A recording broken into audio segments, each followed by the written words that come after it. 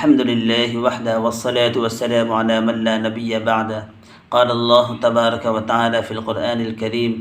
واتل عليهم نبأ ابني آدم بالحق إذ قربا قربانا فتقبل من أحدهما ولم يتقبل من الآخر قال لأقتلنك قال إنما يتقبل الله من المتقين. صدق اللہ العظیم. میرے محترم بزرگ اور دوستو، آج کی اس محفل میں آپ حضرات کے سامنے قربانی کے متعلق کچھ باتیں عرض کرنا چاہتا ہوں. میرے دوستو، قربانی ہم ہر سال کرتے ہیں، ہر سال عید الاضحیٰ مناتے ہیں، اور جیسے ہی ہمارے سامنے عید الاضحیٰ یا قربانی کا تذکرہ آتا ہے تو فوری طور پر ہمارے ذہنوں کے اندر حضرت ابراہیم علیہ السلام کے دور میں پیش آئے قربانی کا تذکرہ ہماری نگاہوں کے سامنے آ جاتا ہے. گویا ہمارے ذہنوں کے اندر یا عام ذہنوں کے اندر یہ بات ہوتی ہے کہ قربانی کی ابتدا اور قربانی کا آغاز حضرت ابراہیم علیہ السلام کے دور سے ہوا. حالانکہ یہ صحیح نہیں ہے، بلکہ جب ہم کتابوں کے اوراق الٹتے ہیں، کتابوں کا مطالعہ کرتے ہیں تو ہمیں یہ بات ملتی ہے کہ قربانی کا آغاز اور قربانی کی ابتدا حضرت آدم علیہ السلام کے دور سے شروع ہوئی. یہ الگ بات ہے کہ اس کے مختلف مراحل پیش آئے اور اس کی نوعیت بدلتی رہی، لیکن اس کا آغاز حضرت آدم علیہ السلام کے دور سے ہوا،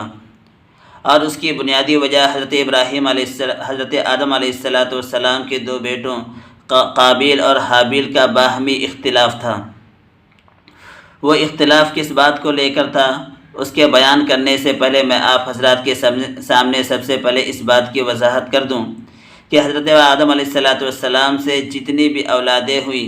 سب کی سب جڑواں پیدا ہوئی. حضرت شیث علیہ السلام کو لے کر حضرت آدم علیہ السلام کے جتنے بھی بیٹے پیدا ہوئے، جتنے بھی بچے پیدا ہوئے، سب کے سب جڑواں پیدا ہوئے.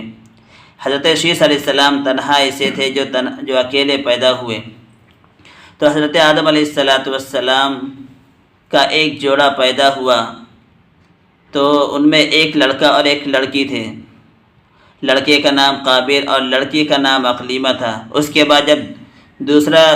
جوڑا پیدا ہوا تو اس کے اندر ایک لڑکا حابیل اور اس کے ساتھ ایک لڑکی یہودا پیدا ہوئی. حضرت آدم علیہ السلام کے دور میں اللہ تبارک و تعالیٰ نے اس موقع کے لحاظ سے بھائی بہنوں کا نکاح باہم جائز قرار دیا تھا، لیکن اللہ تبارک و تعالیٰ نے اس بات کی ممانعت فرما دی تھی کہ ایک جوڑے کا آپس میں نکاح نہیں ہو سکتا. یعنی جو ایک جوڑا آپس میں لڑکا اور لڑکی پیدا ہوئے، ان دونوں کا آپس میں نکاح جائز نہیں ہوگا. ہاں، البتہ پہلے جوڑے کا لڑکا اور دوسرے جوڑے کی لڑکی، اسی طرح دوسرے جوڑے کا لڑکا اور پہلے جوڑے کی لڑکی، اگر یہ دونوں آپس میں نکاح کرنا چاہیں تو کر سکتے تھے. اس کی اللہ تبارک و تعالیٰ نے اجازت دی تھی. لیکن ایک ہی جوڑے میں اگر لڑکا اور لڑکی پیدا ہوئے تو ان دونوں کا نکاح باہم حرام قرار دیا گیا. تو حضرت آدم علیہ السلام سے ایک جوڑا پیدا ہوا قابیل، اور اس کے ساتھ ایک لڑکی اقلیمہ پیدا ہوئی. اقلیمہ بڑی خوبصورت تھی، لیکن اس کے بعد جب دوسرا جوڑا پیدا ہوا تو اس میں حابیل اور اس کے ساتھ اس کی بہن یہودا پیدا ہوئی. اور یہودا شکل و صورت سے کوئی زیادہ خوبصورت تو نہیں تھی اور ذرا بدصورت تھی، لیکن حضرت آدم علیہ السلام نے جب یہ لوگ بڑے ہوئے، ان کے نکاح کا فیصلہ کیا تو دستور کے مطابق قابیل یعنی بڑے بھائی کا نکاح دوسرے جوڑے کی لڑکی یعنی یہودا سے ہونا تھا، اور حضرت آدم علیہ السلام نے اسی کا فیصلہ فرمایا. لیکن جب قابیل یعنی بڑے بھائی کو اس بات کا علم ہوا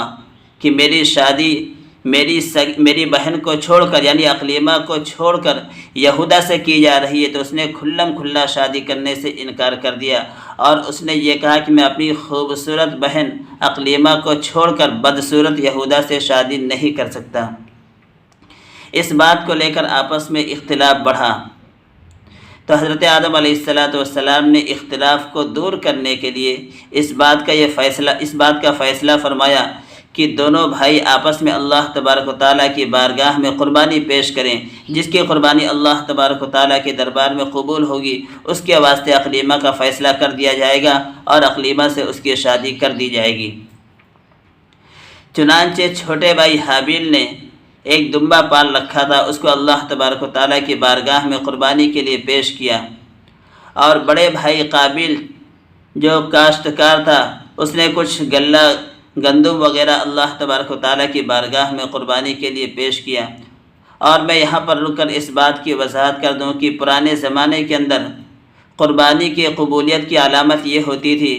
کہ جو شخص قربانی پیش کرتا تھا اس کو کسی اونچی جگہ پر، پہاڑ وغیرہ پر رکھ دیا کرتا تھا۔ اللہ تبارک و تعالیٰ کی جانب سے آسمان سے آگ آ کر جس قربانی کو جلا کر خاک کر دیتی، گویا اللہ تبارک و تعالیٰ کی بارگاہ میں وہ قربانی قبول ہو جاتی تھی۔ چنانچہ ان دونوں بھائیوں نے اپنی اپنی قربانی اللہ تبارک و تعالیٰ کی بارگاہ میں پیش کی۔ اللہ تبارک و تعالیٰ کے حکم سے آگ آسمان سے آئی اور اس نے چھوٹے بھائی یعنی حابیل کی قربانی کو جلا کر خاکستر کر دیا، یعنی چھوٹے بھائی کی قربانی اللہ تبارک و تعالیٰ کی بارگاہ میں قبول ہو گئی۔ بڑا بھائی جو پہلے سے ہی حسد کر رہا تھا، اس کو یہ منظر دیکھا نہیں گیا اور اس نے اسی موقع پر اپنے چھوٹے بھائی یعنی حابیل کو دھمکی دی، لَأَقْتُلَنَّكَ، کہ میں ضرور ضرور تجھے قتل کر ڈالوں گا۔ جب چھوٹے بھائی نے یہ دھمکی سنی تو اس نے اس کے نتیجے میں اس کو قتل کرنے کی دھمکی نہیں دی، بلکہ اس نے کہا انما یتقبل اللہ من المتقین، کہ اللہ تبارک و تعالیٰ کا دستور اور ضابطہ یہ ہے کہ اللہ تبارک و تعالیٰ متقیوں کے عمل کو قبول فرماتا ہے۔ یعنی اللہ تبارک و تعالیٰ کے بارگاہ میں اگر کسی عمل کو اخلاص کے ساتھ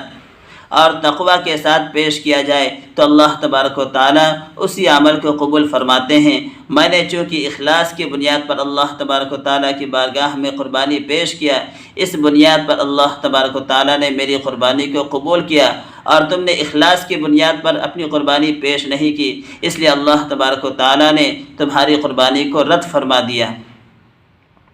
چنانچہ میرے محترم بزرگوں اور دوستوں، بڑے بھائی نے صرف دھمکی نہیں دی بلکہ اسی موقع پر اپنے چھوٹے بھائی حابیل کو قتل کر دیا،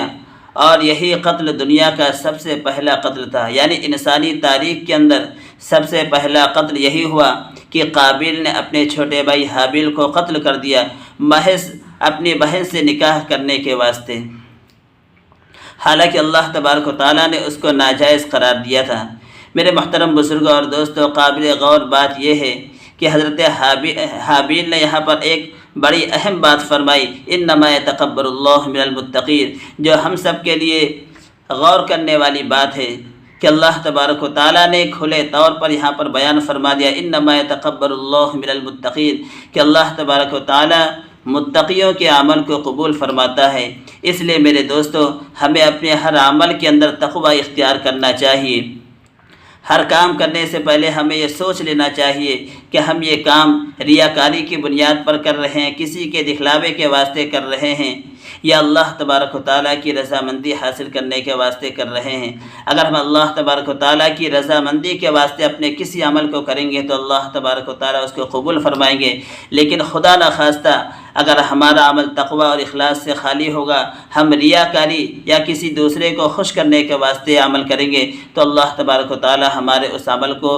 مردود قرار دیں گے اور وہ عمل ناقابل قبول ہوگا۔ تو میرے محترم بزرگوں اور دوستو، یہ ایک مختصر سا واقعہ تھا جو میں نے قربانی کے تعلق سے آپ حضرات کے سامنے پیش فرمایا۔ اللہ تبارک و تعالیٰ سے دعا ہے کہ جو باتیں کہی سنی گئی ہم سب کو اس پر عمل کی توفیق عطا فرمائے،